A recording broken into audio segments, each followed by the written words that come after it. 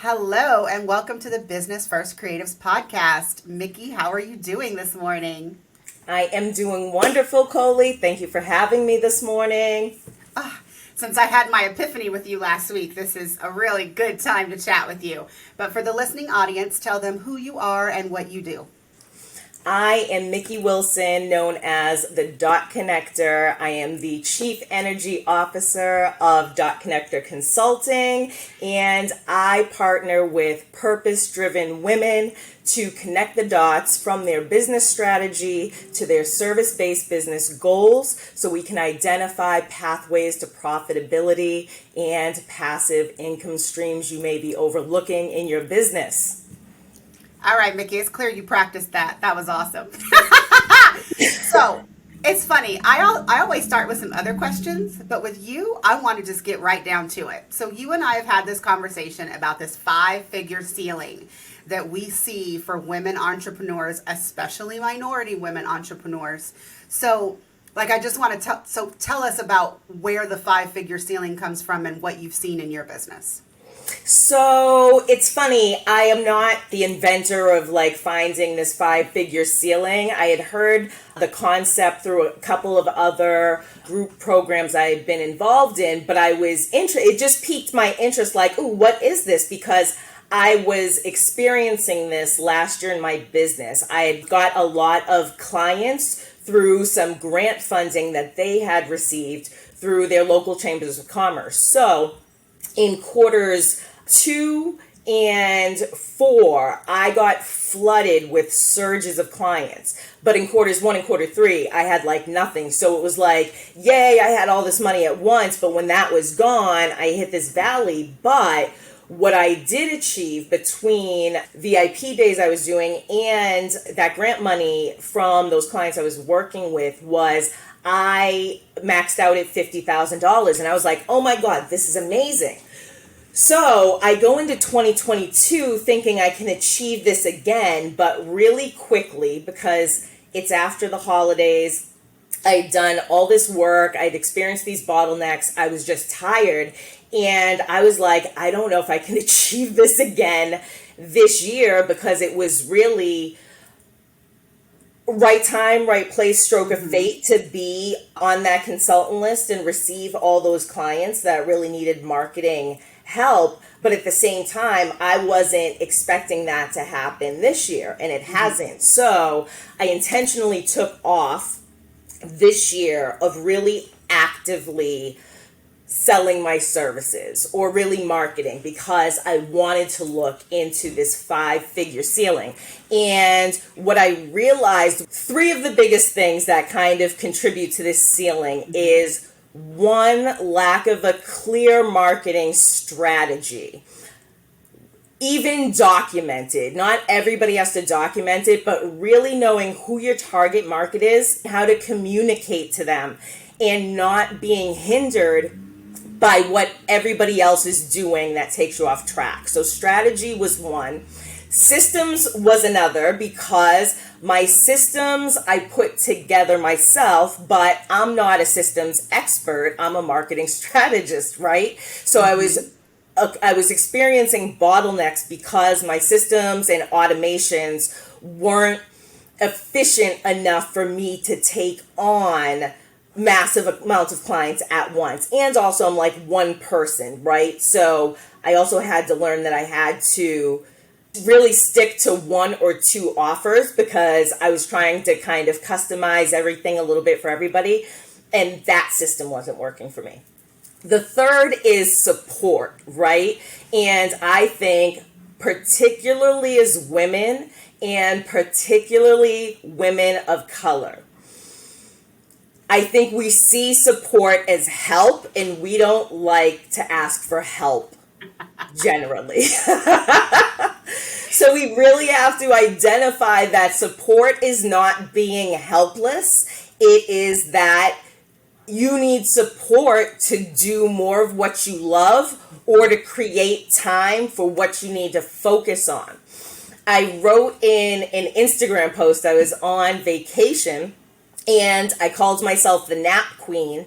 And I did some quick little research from the beach and found that there were really 11 types of support that people need in general, but particularly women. And that ranged from like emotional support, family support. I found CEO types of support like core support, financial support. And so you can check my Instagram, but the list goes on. So I connected this with the fact that we try to be the general managers of the universe, you know, and we're trying to help everyone, and we're multitasking, and we're giving, and we're also trying to run this business, right? But if we don't create supports that free up our time, free up our cash flow, and really free up our energy, then how are we supposed to get past this $50,000? So when I looked at, well, $50,000 seems the mark, but for me, it's 5 figures in general, because the goal seems to be to get to 6 figures, right? Or to get to a place where you're comfortable and can breathe in the business, and you're not feeling this burnout and this pressure and this stress. So for me, it's strategies, systems, and support. And when you connect the dots on all 3 of those things, literally the power triangle here, everything, you then have what I call a distinct and disruptive strategy. And all that is you now have a strategy, systems, and support built for the goals you're trying to achieve in your business. That blocks out all the other white noise, and you can really focus on what needs to be done to break this glass ceiling. But it's hard, right? Because there's all this noise out there. There is. So I want to go back because you said a lot. Yeah. But so first of all, you said that, the 3 cores that make that triangle are marketing strategies, systems, and then support. So one of the things that we talk about when you're trying to scale your business, when you're trying to grow your business, when you are just trying to figure out what in the hell you are doing is, but where do I start? So I want you to tell me a little bit about the marketing strategies, and then I'm going to ask you about the systems, and then I'm going to ask you about the support, and then I want us to talk about which one someone should tackle first. So first of all, what 3 marketing mistakes do you think women entrepreneurs make that are most impeding their growth? Okay, so off the top of my head, one is we try to cater to everybody instead of focusing in on who we're really trying to serve with the problem that we're really trying to solve. Okay, so it's this focus of I want everybody to experience these services, when the truth is, I tell my students this: we're all on this earth with a unique set of talents and skill sets to solve someone else's problems and ultimately change their life, right? But we're all assigned a certain amount of people that we can help. It can't be everybody. So it's really focusing in on that target market. That is a huge mistake, not knowing clearly who you're serving and really always adjusting that, because we're learning along that.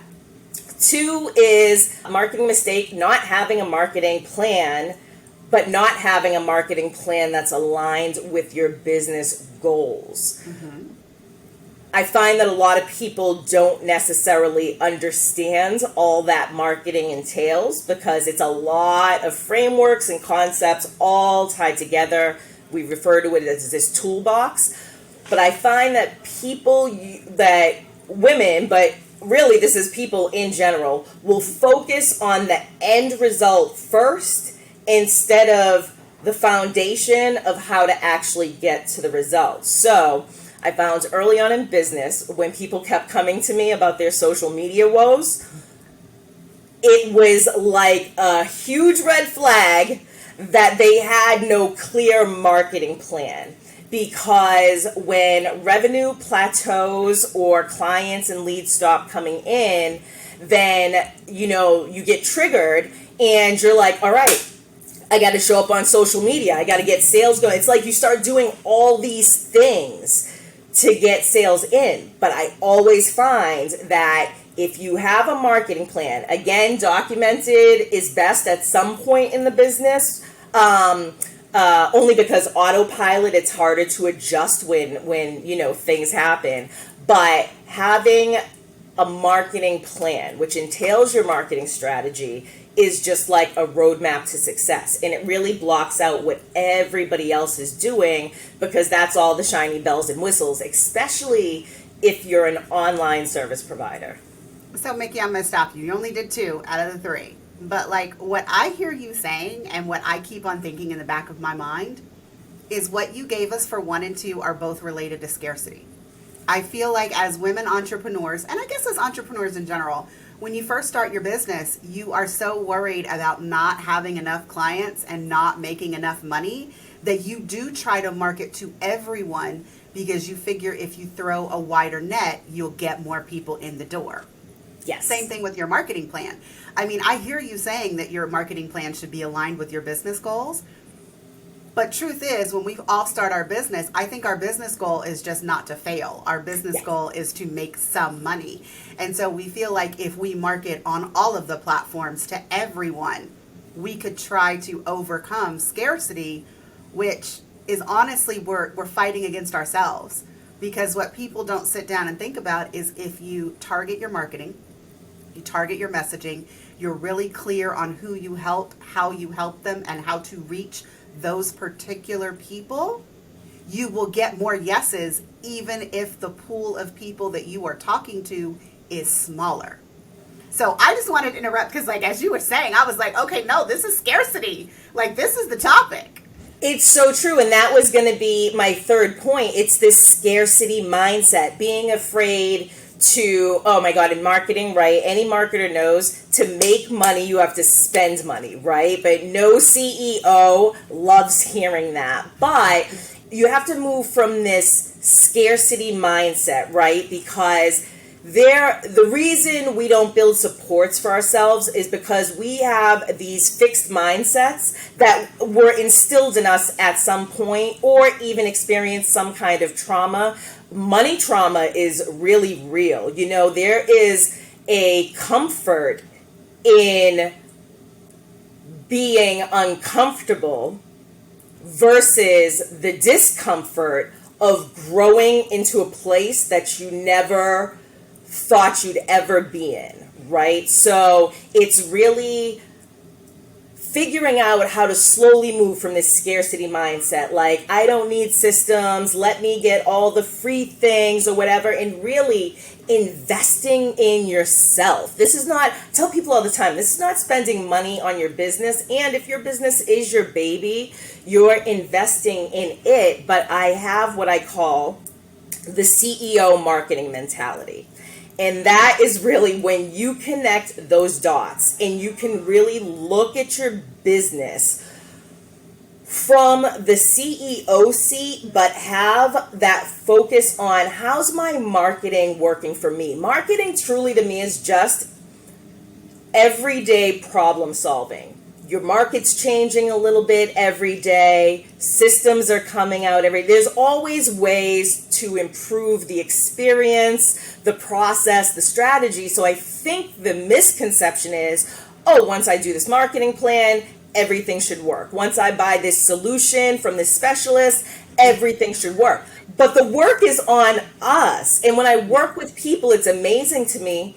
They always have the answers. I'm a marketing mirror. You've experienced this. They always have the answers, but it's that you have to bounce it outside of the box so that you receive it in a different way. Yeah, but mindset is really key, and we have to talk to ourselves about, why do I think that I'm going to fail if I spend $200 on an office chair? This is a real struggle I had last week. Girl, my office chair is not $200, but I've spent a lot more money on a lot more. It's like inflation. Okay.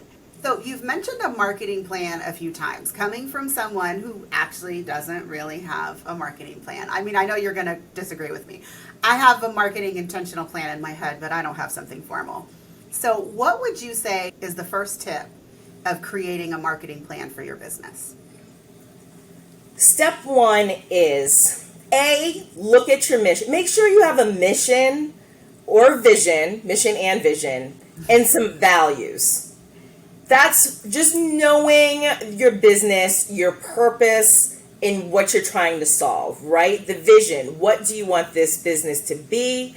Your values. How do you operate like this business on your core values, And then just Google them. They're out there. You can just pick ones, but pick maybe 3 to 5 values, because all this stuff ends up playing out in your content down the line. That's why I'm big on the marketing plan, because it really is doing all the foundational work of being able to pull content from there, social media captions. Like, the more meat you have in that marketing plan, you're really able to articulate much better the problem you're solving, who you're serving, and how you're getting that done. So the first step really is just get clear on your values, your vision, and your mission.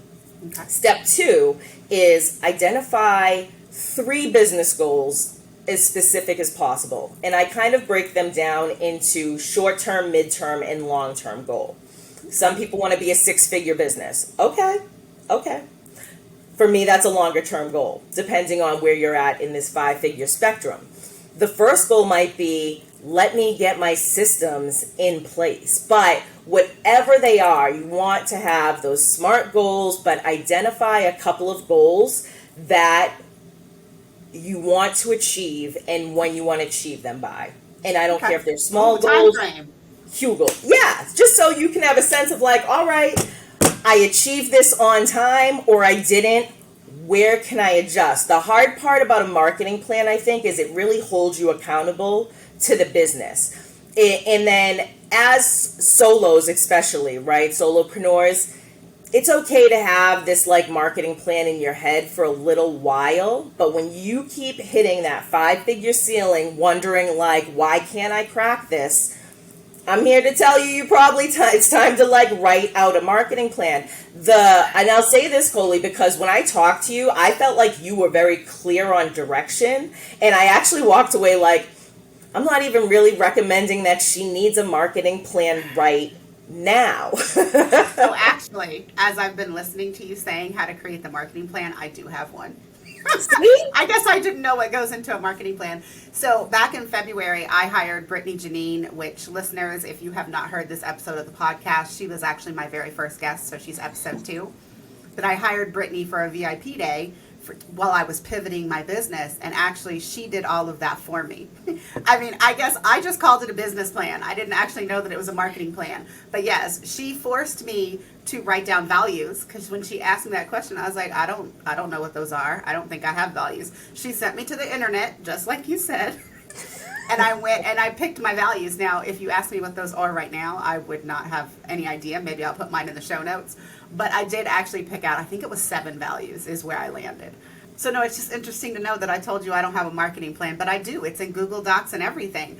And I will say, like, I revisit my pivot plan that Brittany gave me, like, every time I am trying to, like, write some new headlines, or I'm trying to market myself for a speaking engagement. Like, I'm going back to the bio that she wrote, and the bio that she wrote is related to who I serve, what my values are. I mean, all of that stuff is interconnected. I get it.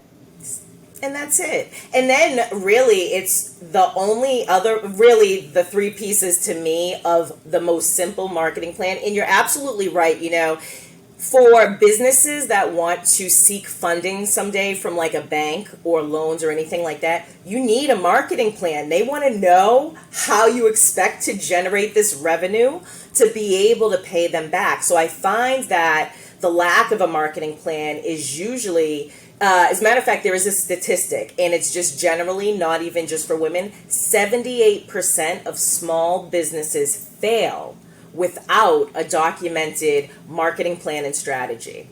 78. Wow. That's why small businesses are always like the mom and pop shop. They're always, because they're hitting this ceiling, because there could be some mindset stuff, afraid of growth, which trickles down into like not spending or investing. I want to stop saying spending. Investing in the systems you need to support the business, And like anything, whether you're running a marathon, trying to lose weight, trying to plan a wedding, right?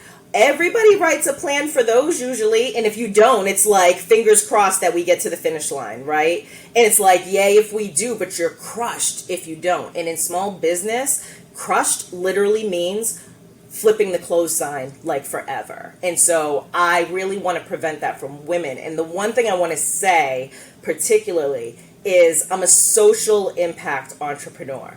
I believe in working with women to crack this ceiling, particularly because I think it trickles down into, if they have profitable businesses, this money goes back into their families, into the homes, into communities, and it just spreads outwards. And I really think that we are all in a pivotal point in history, right? Or as I like to say, her story, but in history where we can really get leverage and crack through this glass ceiling, and we're going to see some real impact, not only in our backyards, but on the world, if we can get ahead of this thing. Nobody's trying to teach us, like until we all came together kind of in this pandemic like cluster. Before that, nobody even instilled the thought in me that I could start my own business. So that journey was something. Women coming out of a corporate world that was like literally crushing their soul. There's even a small journey to be had once you start that business, because now you have to figure out and articulate your value. And as women, we are robbed of our value so much in just day-to-day society that even projects on our business, and we have a hard time not only more than just creating value because the value's there, but really articulating that value and not trying to spread ourselves thin and be everything to everybody. So this is really like a crazy point in history, because I keep telling people, like, for me personally, I've never experienced a better time to be a Black woman, other than, the whole human rights thing, but that's it's bigger than us. No, I mean, I was listening as you were talking, because I just realized, like, I have been an entrepreneur way longer than you have. Like, you were in the corporate world way more recently than I was, and I never was really in the corporate world. I was in academia, which is an entirely different ball of wax, which you experienced yourself this summer. But I've been out of the classroom for 13 years, and before that I spent 10 years in academia, whether I was a graduate student, a teaching assistant, a professor, an actual undergraduate in college. So I've never really experienced that kind of soul-crushing aspect of being in the corporate world. I am very glad that I avoided it. I mean, I ended up here because after I had Chloe and after I stayed home with her for a few years, and James was like, okay, when you gonna go back to work? I was like, well, I'm not going back to the classroom. He was like, well, what are you gonna do? I was like, I don't know, but I don't think that I can ever have a boss again. So I have to figure out what I can do to be my own boss, and that's what I'm gonna do. And so, I mean, that's how I ended up here. Let's talk about marketing strategy one more time before I take a pivot to something else. So, Mikki, what is the best marketing strategy that you've seen recently, and why did it work? And in particular, if you have one that's directly connected to like breaking that 5-figure ceiling, I would love to hear it. Oh my goodness. I have to say, so I always joke that the best marketing strategy is actually having a marketing strategy, but I'll answer a couple of other ways. I'm actually going to answer 2 ways, because I always get like a social media question, and if somebody just needs a social media shot in the arm, I'm going to tell you the most success I've seen from a couple of clients that I work long term with is reintroducing yourself to your audience about 4 times a year. Like at least 2, but 4, once a quarter, because stop assuming that everybody knows who you are, right? So and then also the reintroductions, especially on like LinkedIn, please utilize LinkedIn more. That's where business people do business. And it's a whole different thing, but I'll leave that for a different podcast and a different person. But just reintroducing yourself and showing the behind the scenes of the business makes people real. We're in this era of conscious marketing, right? Because really pre-pandemic, it was more traditional marketing. Things had to look perfect. You could spend 3 months putting up a website, like all these drawn out, really traditional American concepts. Mm-hmm. Now, pandemic's kind of shattered that, and it's progress over perfection. Your purpose in people over profits, which to me is mind-blowing because I feel like it should have always been like this, but this is the era of conscious marketing. So people want to see less of the perfect, and they want to see, all right, who am I investing in, right? Because we've seen, disclosure, there are good corporate companies out there. I'm just talking about the ones that have bad cultures. So we've seen corporate cultures pursue profit over people and over purpose and the impact that's having on our world, right? So this era of conscious marketing, people are not, they might be buying your product, but that's about 25% of the sale. They are investing in you, and they want to ensure that whatever money they spend, they know they're getting the value that they're looking for from that. That's why being so clear and articulate about who you're serving, how you're serving it, the process, like, and we all have this one friend. They spent like $1,500 on a website and they hated the website and it did nothing for them. And it's like, oh my God, because 9 times out of 10, there was miscommunication on both ends. There was not clarity from the provider. They were just showing the end result. And you go into this thing thinking like, all right, this is the solution. This is the thing that brings them in, not knowing how this tool is disconnected from your business goals. So it's just crazy. Wait, I'm going to stop you because you talked about websites and that's my thing. Other than Dubsado, websites are my thing. I feel like the problem with the website is that the website should be a long-term entity that's working for your business. And so what I have found, listening to people on the internet, particularly photographers, not that we all know you're not a photographer, but I'm in that world quite a bit. Yeah. And like people will raise their prices, or they'll introduce a new website, or they'll do this thing for social media, or they'll do ads. And it's like if they don't get an immediate return on that investment, they think that it failed. And so with the example that you're giving of the website, like you spent $1,500 on your website, but does the website just look pretty? Does it really communicate your offer? Does it really tell people who you are, how you came to be in this business, what kind of transformation you're going to give them? Because a lot of the times people create websites that aren't functional. Like people can't figure out how to get from A to B to C to then contact you. They also create websites that don't have your personality. Like they're very sterile. And like you said, people are hiring people now, not just for like your features. And that's the other thing. People talk about features. They don't talk about benefits. They don't talk about the transformation that you're going to get on the other end. And so you have to put all of these things into your website. But even if you do all of that perfectly, in my opinion, your website works for you off of Google. So if you haven't put in the time to invest in doing your SEO and getting found organically, you're not going to see a return on your investment until that happens.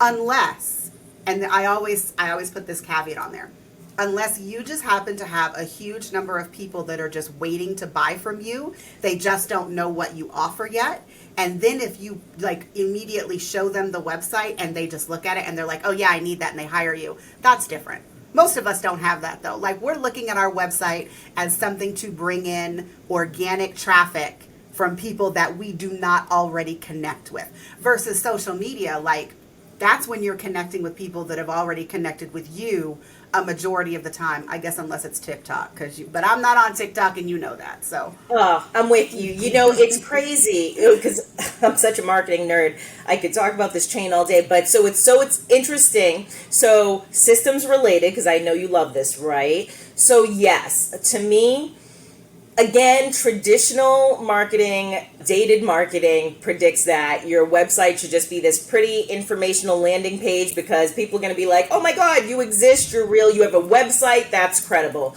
Okay, that worked in like the 90s, 2000s, and a little bit for the teens, right? But now it's like, knock, knock, knock. I only really do business online nowadays, right? So like your website is your brick and mortar if you do not have a brick and mortar. So it's like when people knock, they expect something to open and they are there to buy, download information. They are there for something, right? But if you don't have channels built where they can start their little customer journey through your little aisles and whatnot, how do you expect them? It's just crazy to then think that people are going to be like, let me just throw money at this website. The other part that you like about systems that I'm just going to say quickly is this connectedness, because you mentioned Dubsado, right? Part of probably a marketing strategy, if people don't have one already, please get a CRM.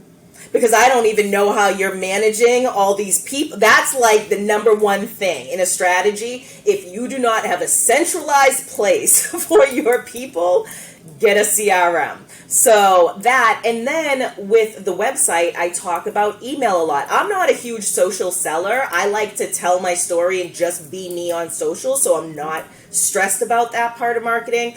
But emails, we all have an audience that is waiting to buy something from us. It is our responsibility to say, hey, do you want to buy something from me today? And it's okay if they don't want to buy today, but they might want to buy tomorrow. So with email, website, and a CRM, honestly, there's a trifecta right there that will start to boost sales, revenue, if you're using it correctly and they're connected. So I just wanted to go back to that because great point about, yeah, I know you're a systems like guru. So, right? It's connecting all the pieces. Marketing is not just one thing. It's about how all the things work together. And here's the crazy part, because we both like this. Do less. I am a less is more person. You don't have to use all the marketing tools in the toolbox. Maybe it's just the hammer, which is the email.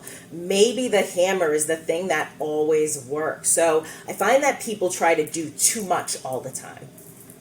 I mean, even with the talk of repurposing, because I am someone who is working very hard right now to like repurpose my things, having it on my YouTube, having it on my website, having it on my email. But I'm only doing this because I have the space and opportunity. If you do not have the space and opportunity to put that much effort into multiple things, pick one. Pick one. Do not try to use all the tools at the same time. You only got 2 damn hands. You cannot do all the tools in the hands at the same time. And I just also want to say, I totally did not tell Mikki to tell all of you to get a CRM, but y'all know I 100% agree with that because everybody needs a CRM.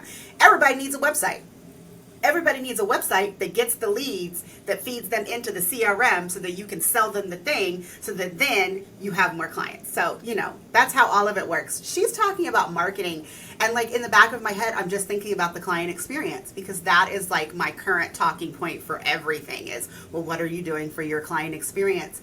And so making sure that you are marketing to people throughout the client experience because people who visit you and hear about your offer and ultimately decide to not buy then, they are still in part of your client experience. So how are you going to continue to bring value to them so that when they are ready, you are the first person that they think of to solve whatever problem it is that they're currently experiencing?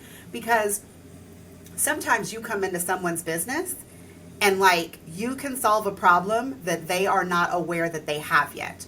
Or they know they have the problem, but they just don't know that your solution is what's going to get them over the hump. So some people just need some nurturing, guys. That's what marketing is about. And active listening. So active listening is also, don't get stuck on, even when you're crystal clear on your target market, don't get stuck on your solution to how you serve them. Whether it's market research or you just actively listen to your clients and the people that just think your business is cool, whether they don't buy from you or not, listen to what they're saying. So I'm going to use some examples within my business because this is real-time stuff we have here is, I've been not necessarily all over the map, but I've been testing different things because I am a marketing strategist with like over 20 years of experience and everything. And so when I was thinking about my value, I wanted to do, for example, VIP days that would end up being 5-figure VIP days, writing marketing plans for like $10,000, right? Because with the right person, you can spend a lot of time and really flesh out a detailed way of how to create success in 1, 3, and 5 years.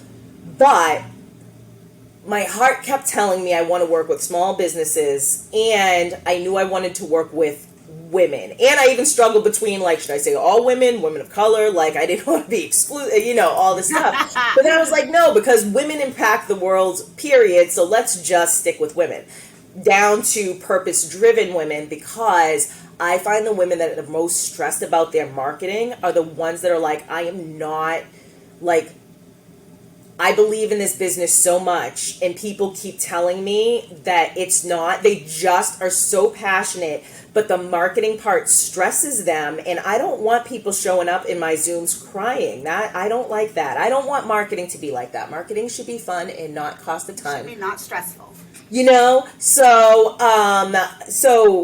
that was very important to listen to that. So long story short, I've come to a place where I offer these marketing epiphany sessions, and the price point that women kept saying was, look, $300. What can you do for me for $250? And I was like, well, okay, I'll roll out of bed for $250. And then I realized, like, I can do a strategy session, because then I don't want to create a general solution. In marketing, as a marketing generalist, this has been a struggle for me, because I got all my specialists and I'm jealous because they have one thing to focus on, whereas I really see the big picture of marketing. So it made me feel so good to offer a session where I could just focus on the problem that you're experiencing at the moment and, like, let's work this out together. I don't know what it is, and I just think it's my talent, but every time I talk to somebody and help them work through whatever that challenge is, it's that boom moment. And I'm so sorry, because I know that you just rolled out of bed for your session, but your moment was it just captures this same thing that I get when somebody just gets past that problem that's holding them in that place, and then that frees them up to keep growing. So the marketing epiphany session was purely by listening to women that were like, look, this is the price point. I can start to work with you and do that. And then I've been lucky enough to test it.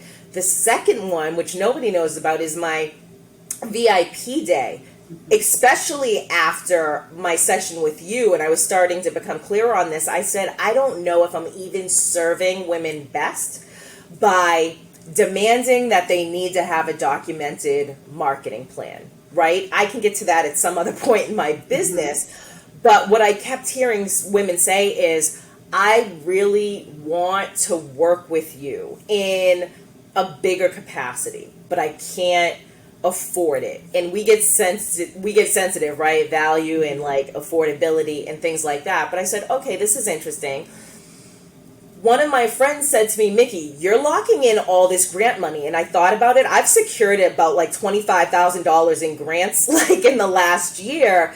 And just by telling the story of what I'm trying to serve, but also being very clear on how I'm going to use the funds. And so she said to me, like, why don't you, like, do something where you can help more women write grants? And then the light bulb goes off for me, and I'm like, oh my God, women need not only emotional support, which they'll always get from me, this energy, right? But they really need financial support right now, because, again, the economy's tough. And so I'm wrapping my brains around now,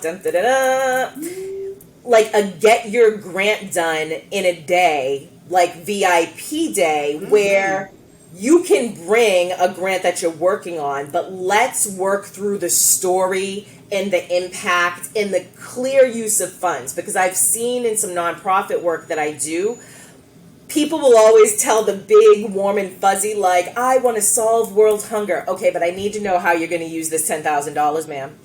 Yeah. Well, I mean, but getting to that, Mikki, so if you sit down with them and you get the big story and the impact and the why, that is actually something that they're going to be able to recycle on every single grant application. I have never written a grant for my business. I have written grants in academia. So, I mean, same thing. They want to know how you're going to impact the students and how you're going to spend the money. I mean, very familiar with that process. And I'm assuming it's virtually the same thing for businesses. So, yeah, I could even imagine that, you do that first VIP day where you're helping them get strong on their why and how they can communicate their value and their experience and all those things.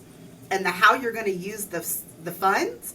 I mean, I could see that as like an after-on shorter period. Like, once we've done this full day, this VIP day, to get you in a situation where you can start writing grants. For every grant, they could always come back to you like, okay, Mikki, I think this is a good grant. Can we tweak what I've done before, and then can we specifically write how I would use this money to get my goals? Yeah, so I mean, I think that's brilliant. I'm thinking that sounds like Ashley, but it didn't have to be Ashley.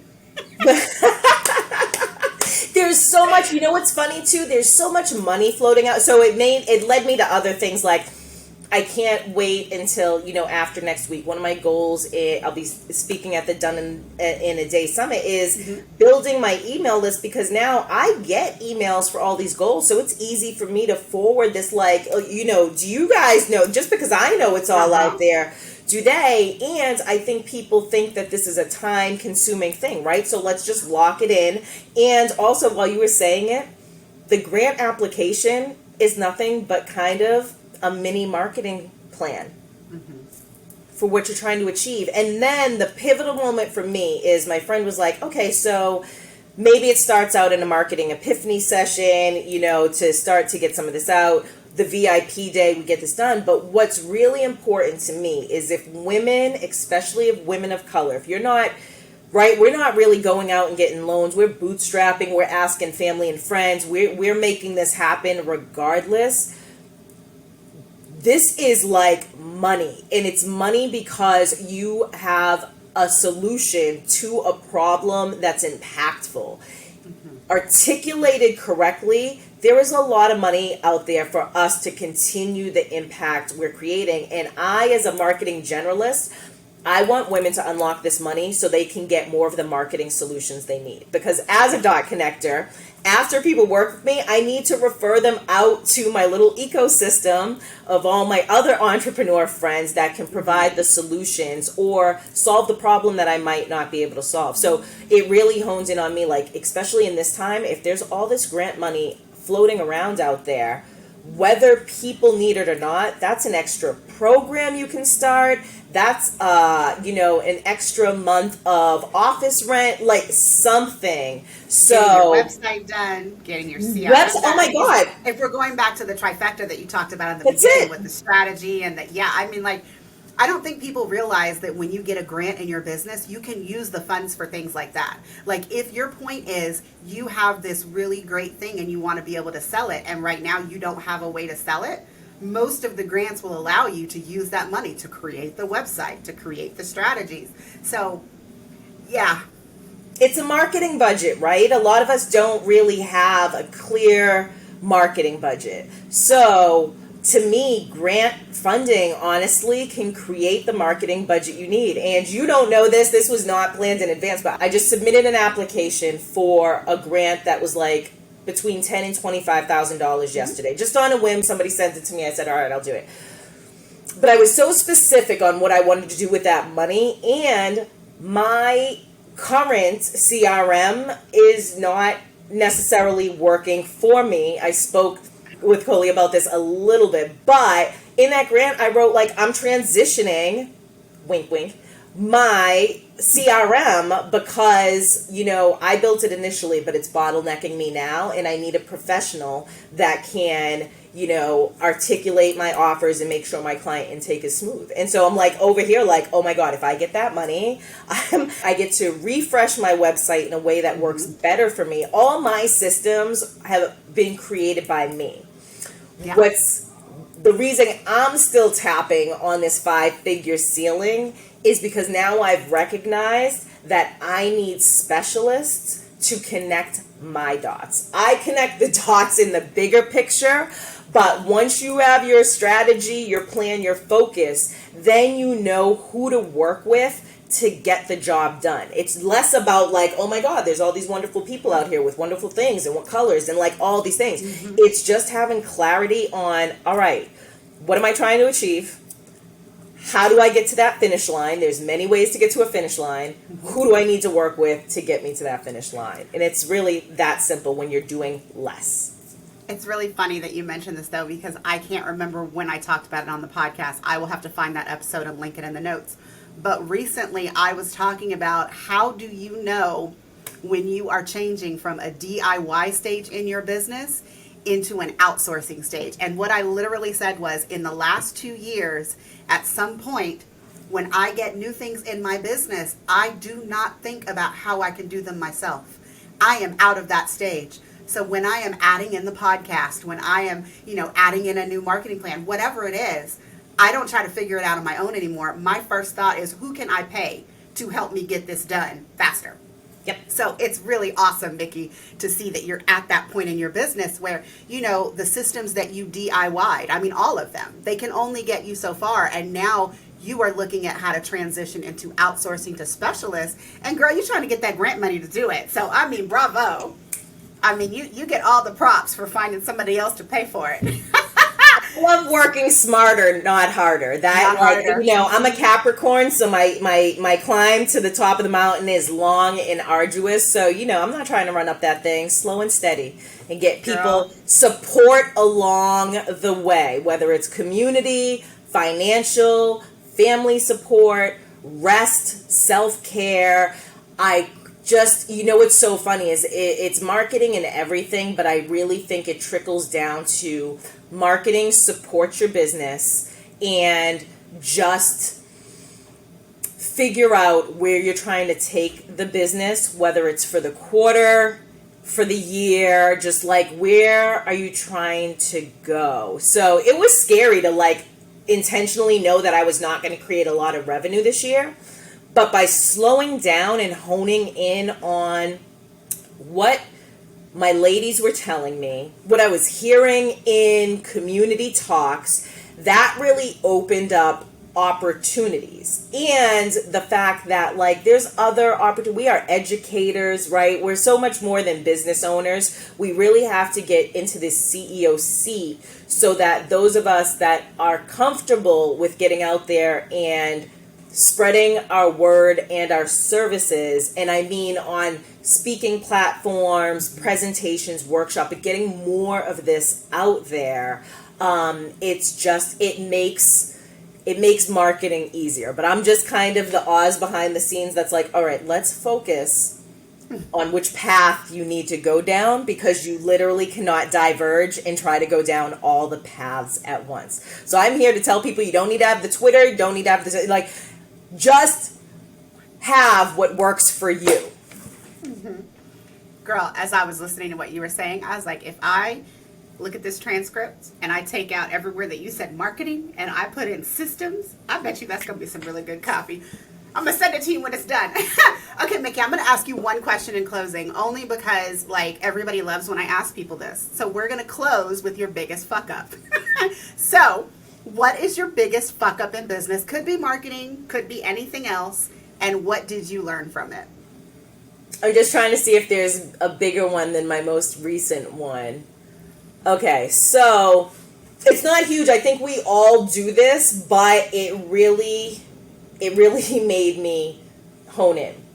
My biggest fuck up was thinking I needed somebody to help me inside of my business. So, because I felt pressure because I was growing. So, I hired a friend to help me out, and instantly I realized that I felt like a hot mess because I didn't have any work to give her. I literally brainstormed, vomited all over her for almost a year. And then when times got tough, we kind of recognized that we needed to end this. And thank God, because it didn't damage the relationship, but it made me realize, like, sometimes doing more can actually hurt your business more than you think. And I was totally fine where I was at managing it on my own. She definitely helped me clarify and do things. But when I even look back, I'm like, oh my God, all the things I even brainstormed were just like this creative. I just literally needed to creatively vomit all over somebody, because being in the box of your own business too, that's why community is important, is you get stuck with all these thoughts and ideas, and if you cannot process them, then sometimes you might trick yourself into thinking you need a partner or to hire a family person or something like that. So going back to support, my biggest fuck up was not recognizing the type of support I needed at the time I needed it. Yeah, I'm going to say that, Mikki. I don't think that it was too soon for you to hire. I think that you needed a plan for what you needed to get support for, because, later today I have my first call with my new VA. So I have hired someone since we last spoke. But I think that being able to hire is all about making sure that you are communicating what you need and that you are not just giving them busy work. So, I do think that even though that didn't work out, I just think that before you hire your next person, you just need to make sure that you're clear on what you need to take off your plate and what they can do to help you be your most productive self and, improving your business going forward. So true. And I'm just going to say one last thing, because I don't know, it hit me like a hammer in the back of the head. Do not pay your rent or your mortgage out of your business account. Well, yeah, that's... And I'll leave that for a future podcast too, but that was probably my biggest fuck up of 2022. In addition to the hiring. So there it is. No, I like the hiring one. Yeah. Mikki, it was great to talk to you. I love talking to you. Technically twice in less than a week. This is awesome. Tell our listeners where they can find out more about you and your services. This will also be linked in the show notes. Oh, thank you so much.